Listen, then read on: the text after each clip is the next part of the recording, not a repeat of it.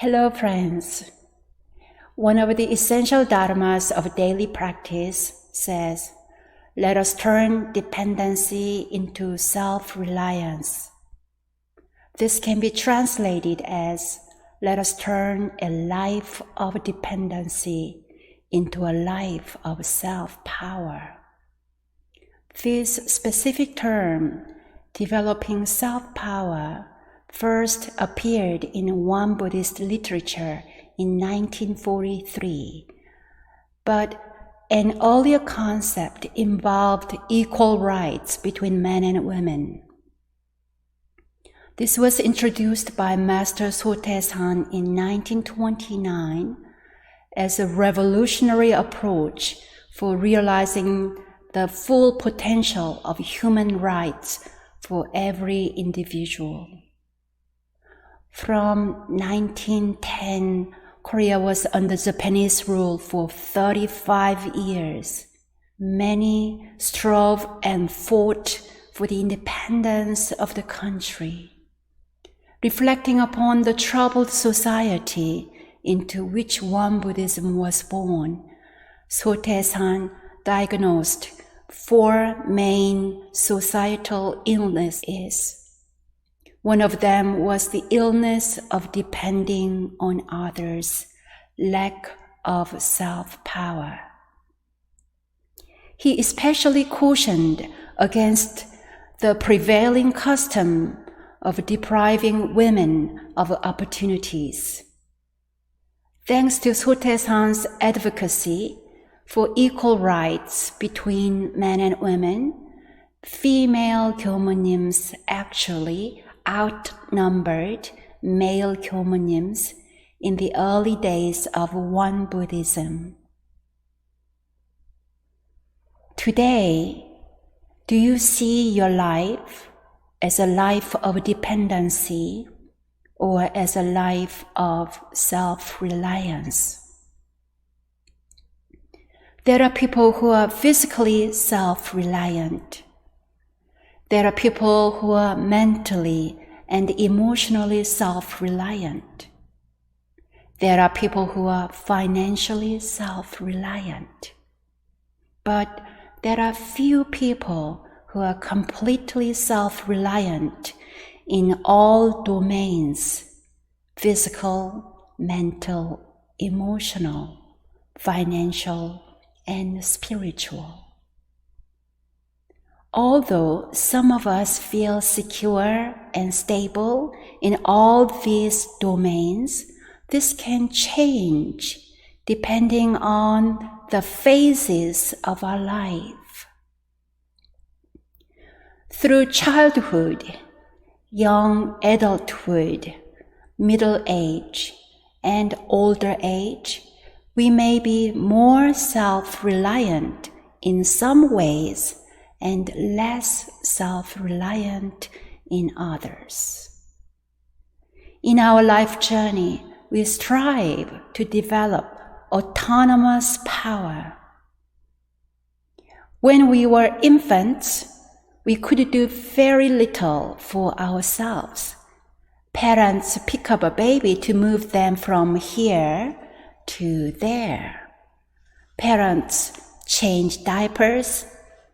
They feed babies and help them burp.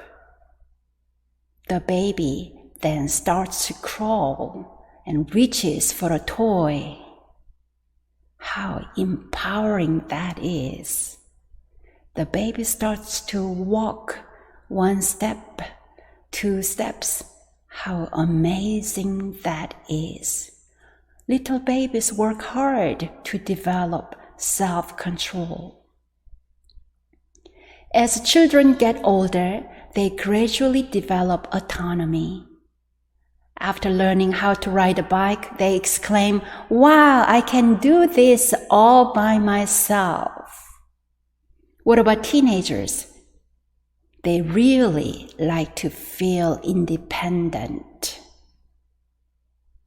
How did you feel when you first got your driver's license?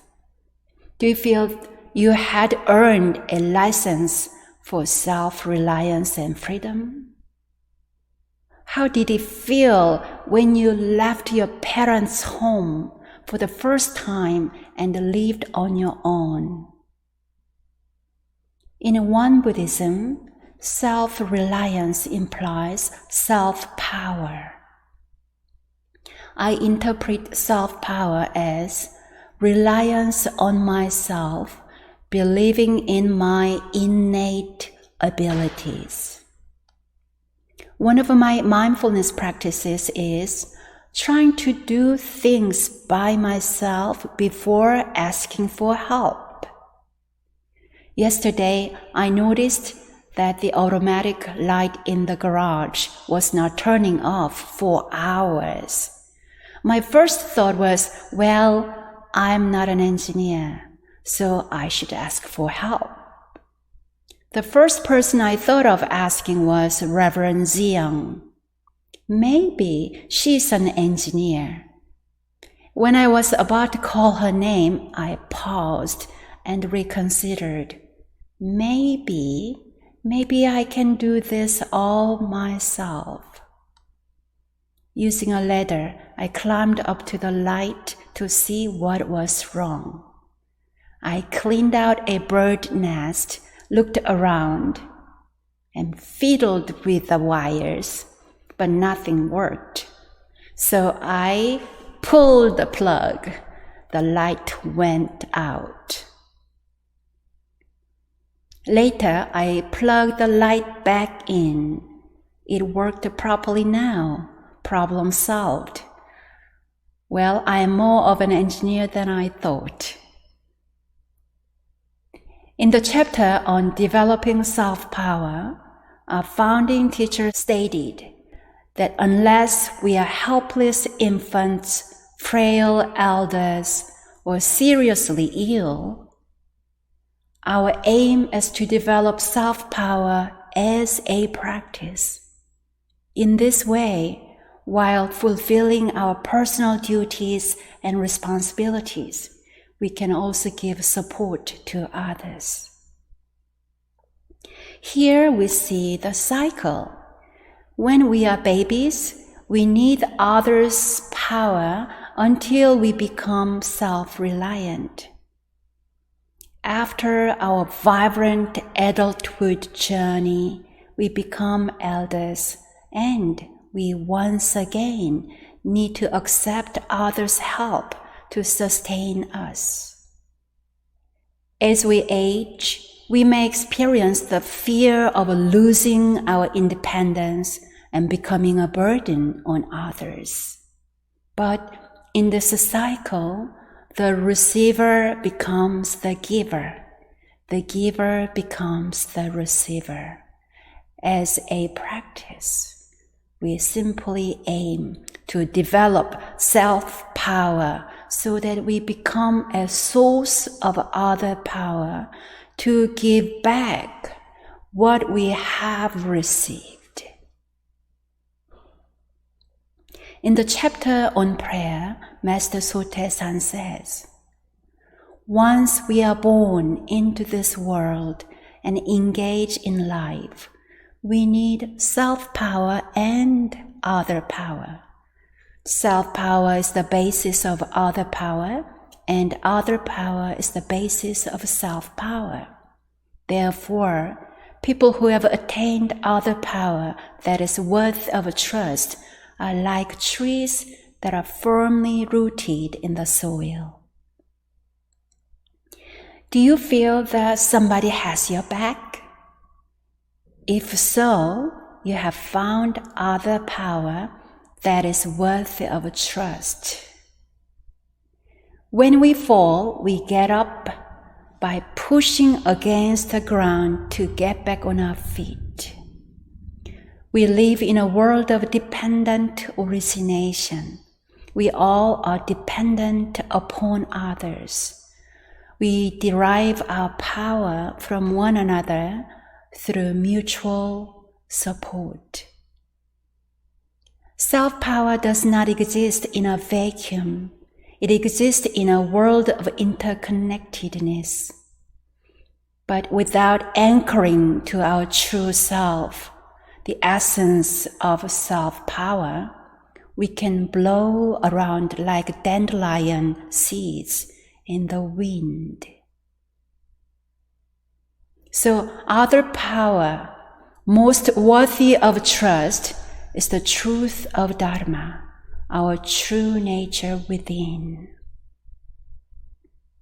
Master Chongsan said, the core tenet of developing self-reliance means to rely on self-power as the basic principle, even while relying on both self-power and other power together.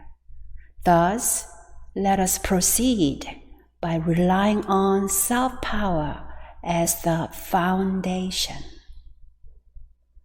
The greatest source of self-power is connecting with one's true nature, Il One Sang.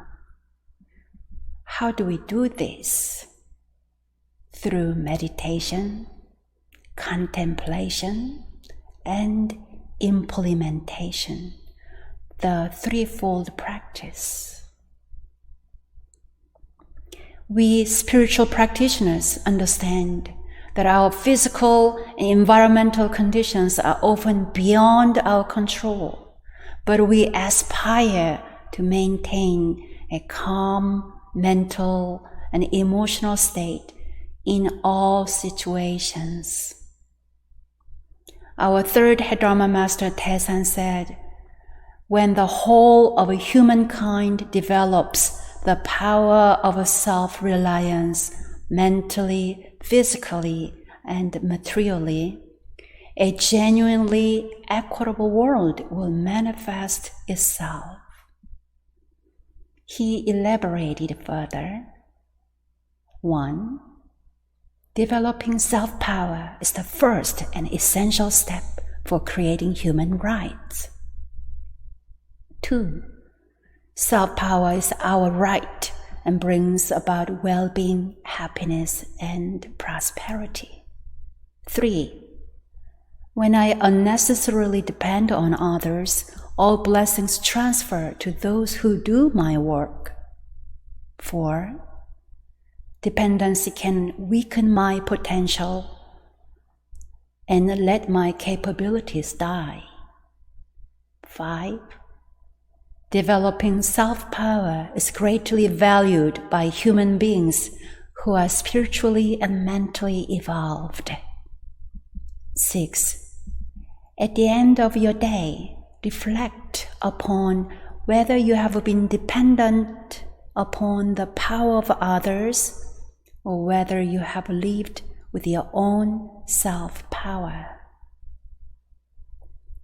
Dear friends, the path of developing self-power is a path to independence, equality, liberation, and freedom. The journey requires courage, diligence, practice, and faith. May the path rise up to meet us. Happy Independence Day.